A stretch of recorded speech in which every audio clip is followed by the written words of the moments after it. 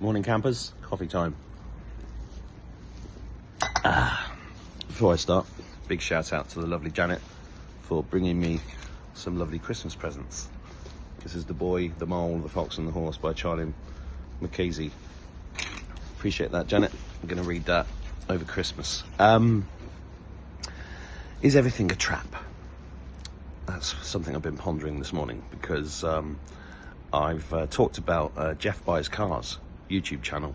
Jeff is amazing, and you know, I'm a petrol head, and I miss Jeremy Clarkson's Top Gear, and Jeff Buys Cars is by far the best motoring show anywhere in the world right now, and his videos are brilliant because he's not only, you don't have to be a petrol head to enjoy it. He's extremely funny, but extremely knowledgeable, and he's really pushing. You know, the motor car represents freedom for the human race, and it's being taken away. The EV project, the project to replace all petrol cars and diesel cars with EVs, is just ridiculous and patently obviously a trap. And the video I was watching this morning was this directive to create digital cars, which is coming, whereby everything, you won't be able to get insured unless you have a digital car, and everything will be monitored. It's a prison, along with the 15-minute cities, and we've got lots of things like this going on all around the world. Mass immigration of military-aged men. Even in where I am, there was a meeting the other day about, I think, 120 military-aged men coming into the town, and people getting justifiably worried about this.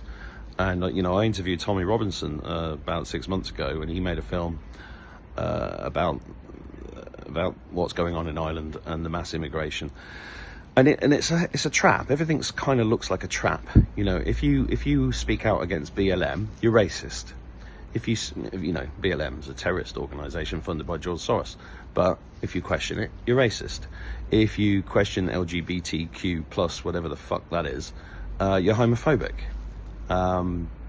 If you question paedophilic sexual books in schools, you are a right-wing conspiracy theorist, a white supremacist, a fascist. You know, it's like, how do you maneuver? And not only that, Jeff said something interesting. He said it's either time to, and I'm paraphrasing, it's either time to leave, go and get a gun, or do something else. I mean, this is where we're at worldwide. It's not just in Ireland, it's not just in England, it's not just the States and Canada. You know, these are all the English-speaking countries.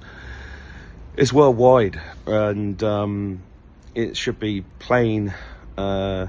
Even a blind man in a dark room on a galloping horse, looking for a black cat that isn't there. Even that fella should be able to see by now that the world is being cajoled into Marxism and a prison planet. It's always been a prison planet our whole lives. It's just now it's really revealing itself because their true plans are being revealed. But this can lead to a sense of hopelessness and a sense of giving in. I know I've spoken to a lot of people recently whose friends have not, a lot of people who've just left this mortal coil, but a lot of people who've just taken their own lives because they just don't want to be here. You know, my friend Ben Hunt said something amusing a few years ago on one of his channels. He said, "Stop the world, I want to get off." And I completely understand that feeling and that feeling of hopelessness. But for some reason, I just believe in the human spirit.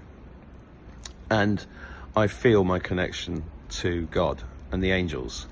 And they give me enormous strength. That and the fact that I keep seeing spaceships, which I know makes me sound like a tinfoil hatter, but I don't give a shit because it's true. And I've seen elementals and flying dragons made of light, and these things give me enormous hope. And hope is a very, very important thing to have right now. Not hopium, that's the term used by infiltrators, I believe, to sort of dismiss anybody that's saying anything positive at this time. But I think it's extremely important that we cling to hope, because we are the manifestors, we are the creators. That's the thing they've hidden from us. We are incredibly powerful creators, and we must remember this, because if you let all this stuff get to you and freak you out, then you're vibrating in a frequency that they want you to vibrate in, which is a frequency of anxiety and fear. If you're vibrating in that frequency, you're generating loosh. Loosh is the energy they feed off, which empowers them. So it's our duty as members of this human race, as people with souls who are ascending, which is what we are doing, to find that place of calm and peace in our hearts and sit and focus on the world that we want to create. Now that starts inside, but then you have to start making that happen on the outside. If you sign up to my email list, the first thing I send you is a guide on manifesting. I've been teaching manifesting for years, and my guide is a very shortcut, simple way of accelerating your ability to manifest. So starting with the feeling inside in the gut about the world that you want to create is the starting point. But then you need to get up and get out and start doing it. You know, there's tons and tons of things available to us right now, right in front of us, that allow us to start showing God that we want to survive, that we're going to beat this enemy. And what I keep going on about is that everything is there for you. All of these seemingly negative things that are happening in the world are actually there for your soul's progression. And I learned a phrase many years ago, which is, everything is exactly as it's meant to be. Which, as I say it, I'm taken back to a very dark time when I was suicidal, and I was in a kind of Groundhog Day. I just sort of kept waking up in the shower. All I remember is waking up in the shower going, oh, another day. And that's satanic. That's Satan's world. Getting you into a state of massive depression, suicide, contemplating suicide is precisely what Satan wants. And somehow I got through that with the help of the grace of God. And which is why I make videos like this still, because that's a very real thing for me. And I want to share that to anybody out there that's feeling hopeless or lonely, or, you know, you've got the strength. You are the power. You have the strength. We are the creators. Just remember that, and think about what it is. What can you do today?